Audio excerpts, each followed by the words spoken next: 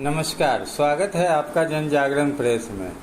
किसी भी पार्टी संगठन को मजबूती उसके कार्यकर्ता ही देती है। कार्यकर्ता वो जिसको पार्टी की नीति, क्षेत्र की समस्या, जनता से संपर्क या जनता के बीच का हो। आज हमें इसी तरह के कार्यकर्ता से मिलने का अवसर मिला जो आम आदमी पार्टी से है। अपने मधुर भाषा से पार्टी और जनता के चहेते बनते जा रहे हैं। पूर्वांचल पृष्ठभूमि से संबंध रखने के साथ बुराड़ी विधानसभा के मूल समस्या की जानकारी रखते हैं। जय रौनक ठाकुर जनता के सवालों के साथ बात की जन जागरण प्रेस से, जिसमें सरकारी नीति में जो खूबियां हैं, जो कमियां हैं, इस पर अपनी बेबाक राय रखे। तो आइए चलते हैं जय रौनक ठाकुर के पास। सभी को मेरे सादर प्रणाम और पत्रकार महोदय को हम हृदय से वंदन करते हैं जो आप आज हमारे समक्ष आए और हमारा पूरा युवा मोर्चा परिवार आपका हार्दिक अभिनंदन करता है। देखिए, कार्यालय तो और लोग ही खोल रहे हैं, ठीक है। कार्यालय तो अभी आप थोड़ा सा आगे चलेंगे तो भारतीय जनता पार्टी का कार्यालय भी आपको मिलेगा, लेकिन कार्यालय खोलना और जनता की समस्या सुनना और उस पर समाधान करना, ये सरकार का जो बेसिक सेवाएं हैं उस पर बिल्कुल काम हो रहा है। हाँ, कभी कभी कुछ चीजें ऐसी चीजें आ जाती है जिसको करवाने में सरकार विवश हो जाती है उसको करवाने के लिए एट अ टाइम।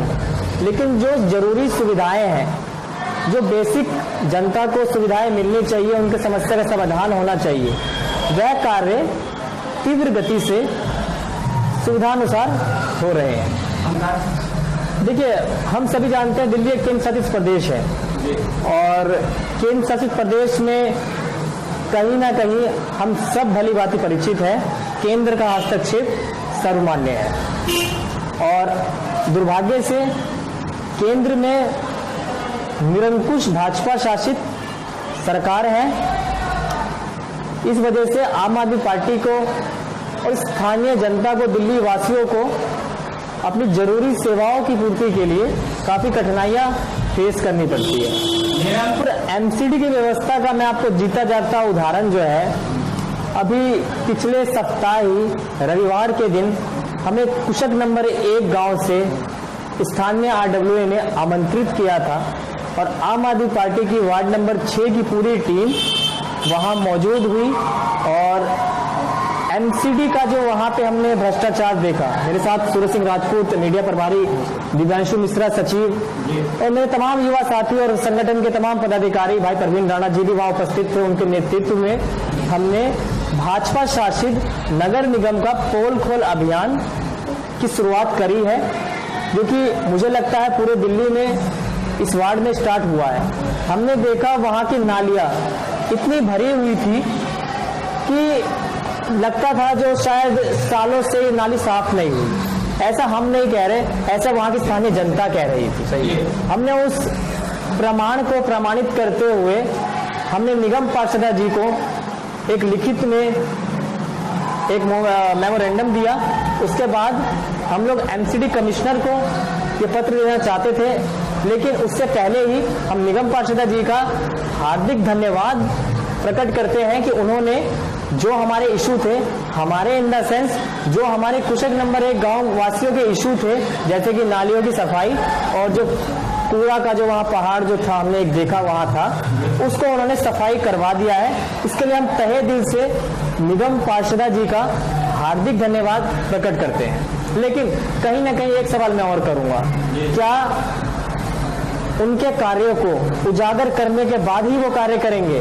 जब आपको 6 नंबर वार्ड कादीपुर से निगम पार्षद बनाया गया है तो आपकी नैतिक जिम्मेदारी बनती है, आप गली मोहल्ले घूम करके जनता की समस्या सुनिए और सिर्फ सुनिए मत, उस पर समाधान कीजिए। बिल्कुल फॉलो की जा रही है। आपको हम करंट का एग्जाम्पल दे देते हैं। अभी मैंने कार्यालय अपने जन्म दिवस 29 जुलाई को प्रारंभ किया। हमारे पास 31 जुलाई को सामने इंद्रप्रस्थ पार्ट नंबर 1 की 11 नंबर गली में, आप मेरे साथ इस स्लाइड के बाद चल सकते हैं, मैं आपको दिखा सकता हूँ सापेक्ष रूप से। वहां से लोगों की समस्याएं आई, जो हम विधायक जी का हार्दिक धन्यवाद करते हैं जो इन्होंने सीवर का जो प्रोजेक्ट है हमारे इंद्रप्रस्थ पार्ट 1 में लेकर के आए। लेकिन सर मानसून में हमें कुछ समस्याएं उत्पन्न हो रही है। एक्चुअली जो सीवर की लाइन डाली गई उसमें जो कुछ गड्ढे हो गए हैं जिसमें बारिश का पानी भर गया है।